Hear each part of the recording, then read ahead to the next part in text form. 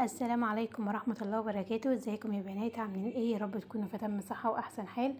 قبل ما ابدأ معاكم الفيديو متنسوش الصلاة على النبي، اللهم صل وسلم وبارك على سيدنا محمد عليه افضل الصلاة والسلام. يلا بينا بقى، النهاردة هنعمل مع بعض كده الشريك بطريقة سهلة وبسيطة، والمكونات بتاعته موجودة عندنا في كل بيت. هنسهل الموضوع على بعضنا عشان كلنا نعمله. بما ان الشتاء خلاص جت، كل سنة وانتم طيبين، والجو بدأ ان هو يسقع، يبقى لازم شتاء يعني معجنات، يعني لازم كده في الشتاء نشغل الفرن بتاعنا عشان ندفي البيت. وطبعا الشتاء بتحب الاكل يعني، بنعمل ايه؟ نعمل شريك، نعمل مرة نعمل جرس طرية، نعمل منين بالعجوة كده، يعني كل مرة، يعني كل اسبوع كده نعمل حاجة.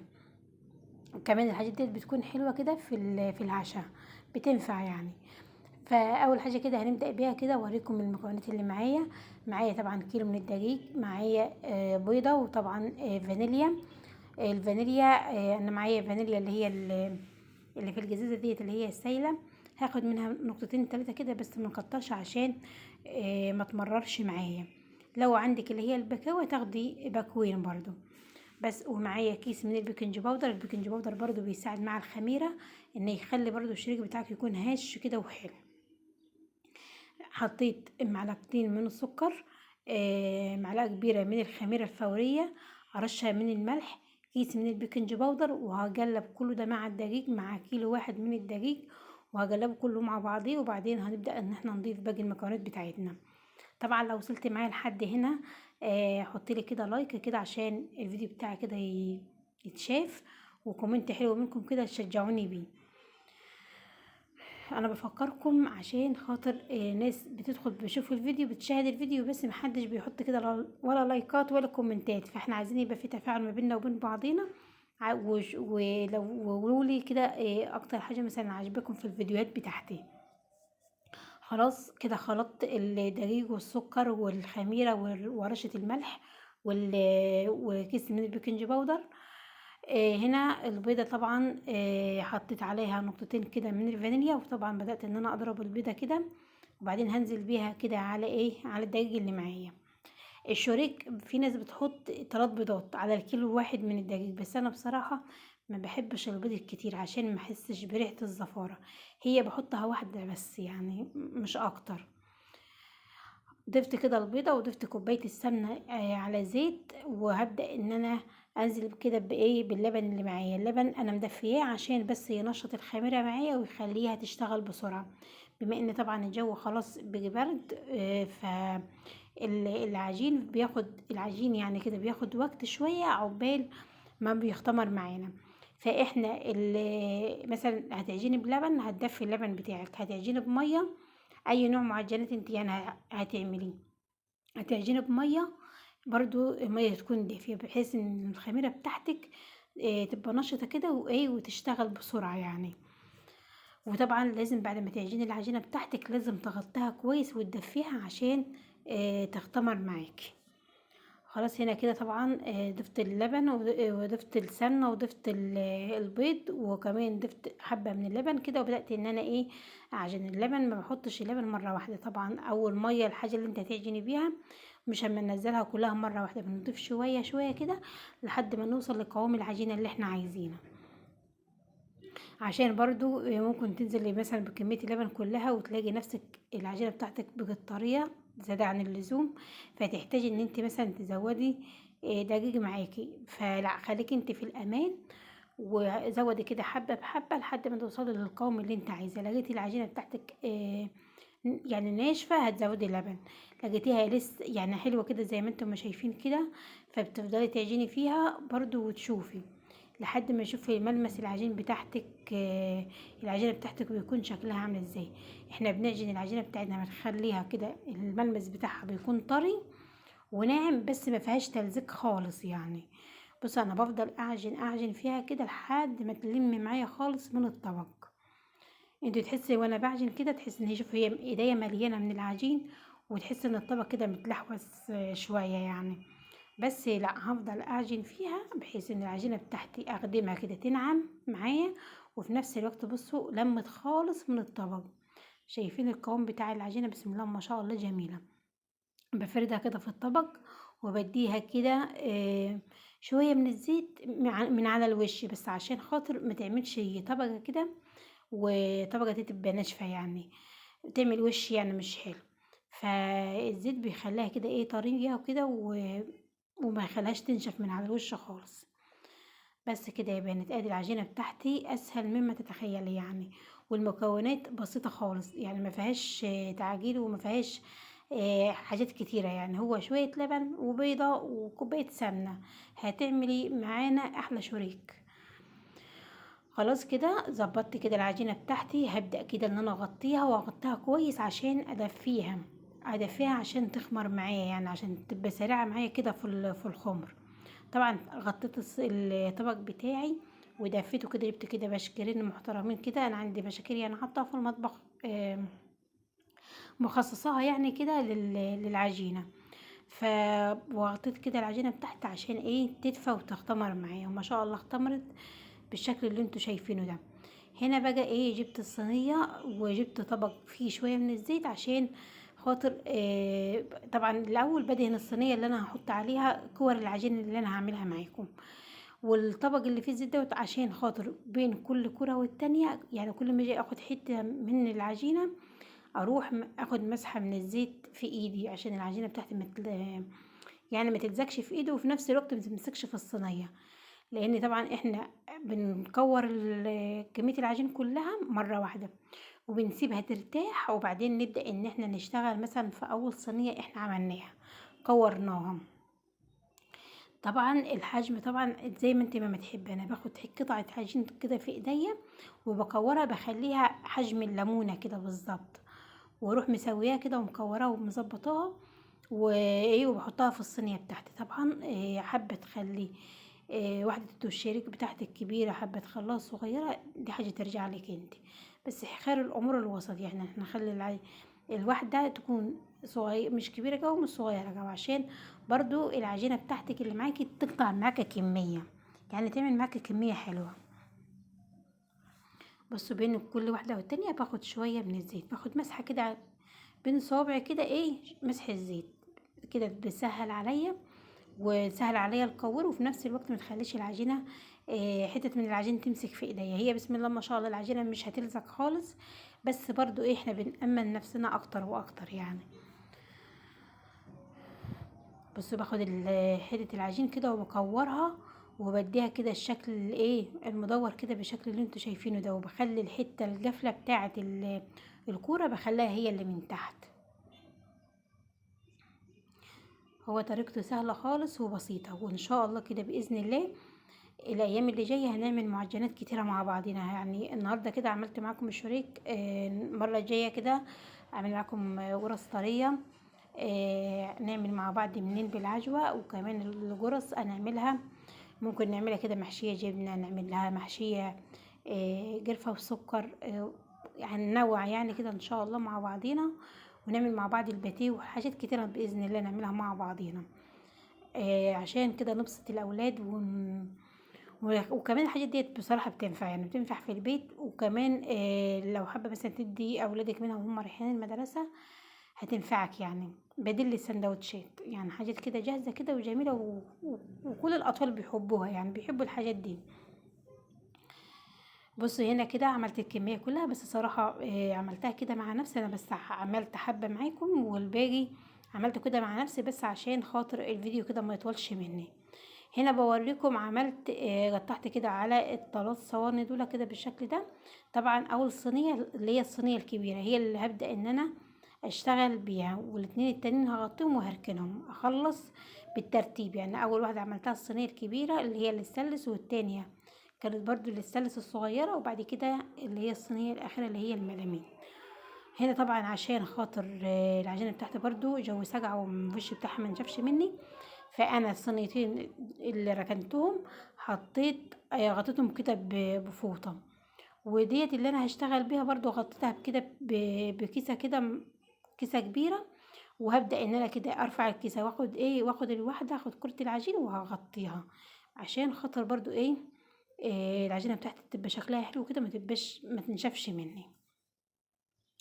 طبعا احنا هنفرد على على رخامة المطبخ مش هنحط ولا زيت ولا سمنه ولا اي حاجه خالص تحت العجينه بتاعتي.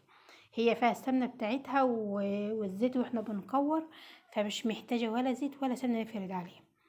بصوا باخد كده كوره، ببدا ان انا ابططها، تاخد شكل كده الفطيره، وبعد كده بقفلها رول كده جوه بعضيها، وبعد كده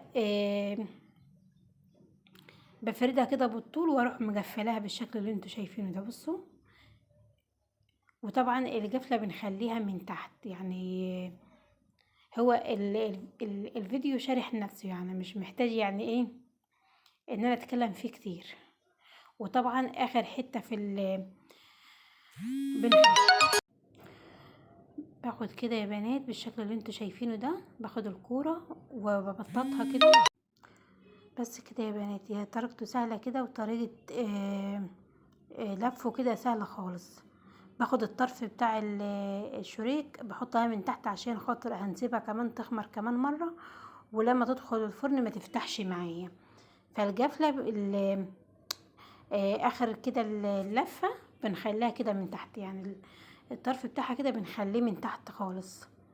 بصوا باخد كده اللي جوه على طول والف الف، وفي الاخر احط الطرف كده من تحتيها كده، عشان خاطر هي لسه هتنفش كمان تاني، يعني هتختمر وهتدخل الفرن هتنفش، فايه عشان ما تفتحش معايا.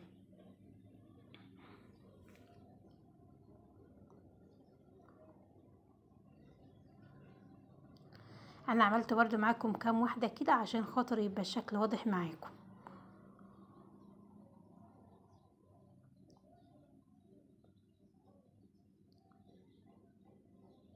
وطبعا وانت بتفرديها كده بايديكي ما تتكيش عليها عشان العجينه ما تتقطمش معاكي. انا بترفد صوابعي كده وبقى ايه وبفردها كده، بتتفرد معايا بكل سهوله، يعني هي مش مستاهله انك انت تقعدي تضغطي عليها. فممكن العجينه بتاعتك وانت بتفرديها كده تتقطم معاكي يعني، او تتقطع معاكي.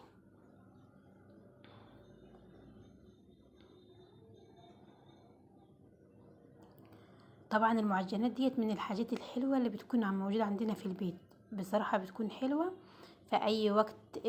اولادك بيكونوا مثلا عايزين ياكلوا جعانين، ما فيش حاجة لسه مثلا راجعين من المدرسة وما خلصتش مثلا الغدا، فالعيل مثلا بياخد واحدة، فبتكون او واحدة او اتنين كده ياكلوهم كده، فايه بتسدي معاهم كده لحد مثلا انت ما تخلصي الغدا بتاعك يعني وكده. بس هنا كده خلاص يا بنات، انا عملت الكميه كلها، ومعايا هنا كده شويه لبن، واللبن مفيهوش اي حاجه خالص. وباخد كده بالفرشه، باخد كده مسحه بسيطه خالص بالفرشه، وادهن كده ايه الوش، عشان هحط سكر، والسكر يمسك على الشريك اللي انا ايه الشريك اللي معانا. هعمل صاجة هحط لها سكر من على الوش، والصاجة التانية هخليها زي ما هي، بس برضو هدهنها لبن عشان تاخد لون حلو معايا كده في الفرن بإذن الله لما تستوي. بس باخد كده شوية، بس مش بدهن الصاج كله مرة واحدة وبعدين افضل احط السكر، لا، هتلاقي الشريك بتاعك شرب اللبن وتيجي تحط السكر مش هيمسك عليه. فانت مثلا تلاتة او اربعة كده تدهنيهم، وتروحي تقرش عليهم السكر، وتروحي تدهني ايه غيرهم، وهكذا لحد ما تكملي مثلا الصاج بتاعك كله.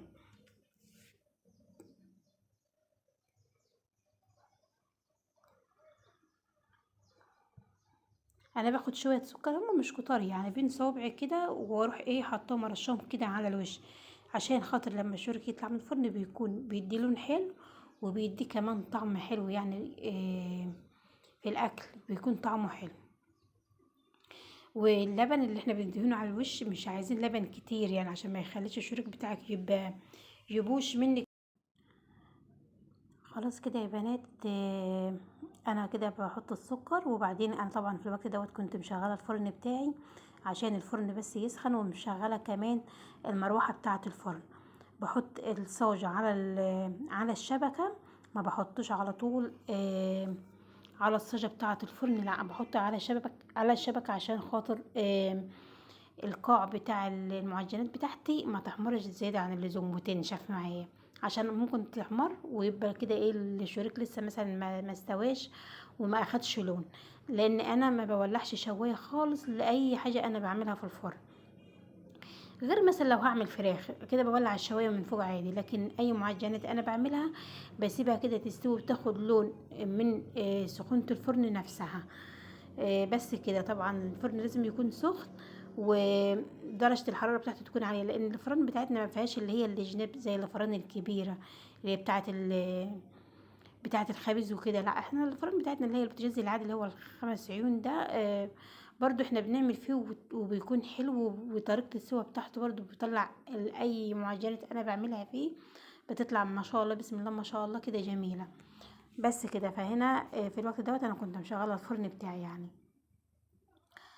بس كده خلاص خلصت كده الكمية كلها ادخلها الفرن. بعد ما تستوي هسوي الصاجين، وبعد ما اسويهم هوريكم شكل كده الشريك بتاعنا بعد ما يطلع من الفرن. حابة بس اطلب منكم حاجة، لو وصلتوا معايا لحد هنا واول مرة اشوف القناة بتاعتي كده، يا ريت تنزلي تحت على كلمة اشتراك تضغطي عليها، وتضغطي على كلمة الكل عشان كل ما انزل فيديو كده يوصلك كده اشعار وتشوفي الفيديوهات بتاعتي كده على طول. وطبعا حطي لي كده لايك من ايديك الحلوة وكومنت حلو منكم تشجعوني بيه، وقولي كده رأيكم ايه في الحاجات اللي انا بعملها معاكم.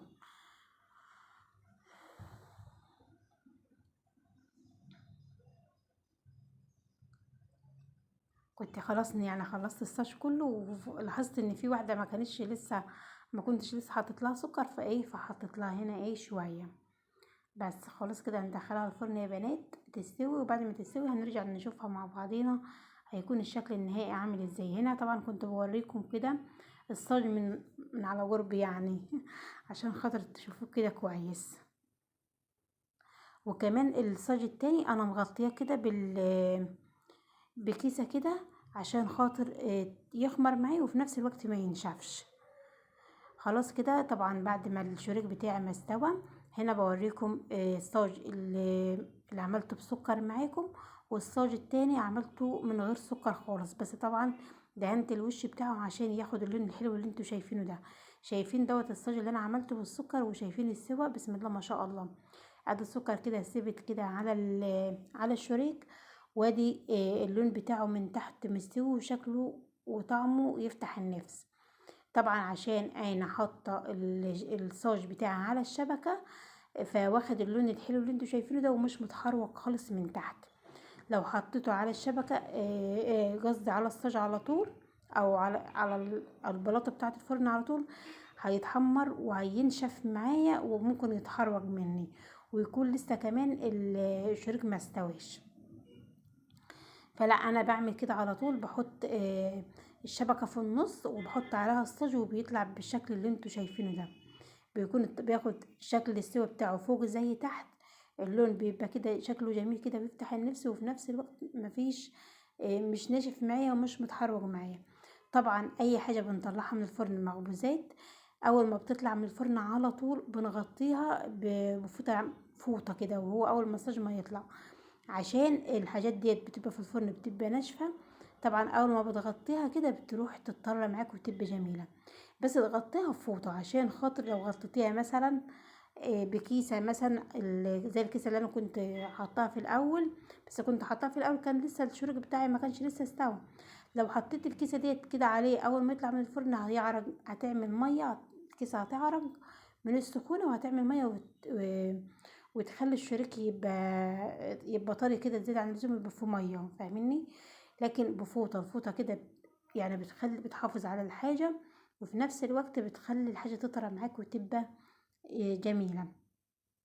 انا ضميتهم كلهم حطيتهم في صاج واحد، وهسيبهم لحد ما وهغطيهم يعني، بس هنا في المقطع ده عشان كنت بصور معاكم هسيبهم لحد ما يبردوا خالص، وبعدين هجيب العلبة البلاستيك اللي انتوا شايفينها دي عشان احافظ عليهم اكتر، احطهم في العلبة البلاستيك، بس طبعا بعد ما يبردوا عشان خاطر برضو لو حطيتهم في العلبة وهم فيهم سنة سخونة هيعملوا مية. فعشان الحاجة برضو احنا تعبانين فيها وفي نفس الوقت مكلفة، فحرام ان احنا نبعد نعمل الحاجة ونتعب فيها تبوظ مننا. برضو العلب البلاستيك بتحافظ على الحاجات على المخبوزات يعني، بتحافظ بتقعد فيها الحاجة طرية، وفي نفس الوقت بتقعد فترة طويلة، تقعد يوم واتنين وتلاتة. لكن انا لو سبتهم على الصاج كده وقلت نسحب منهم يعني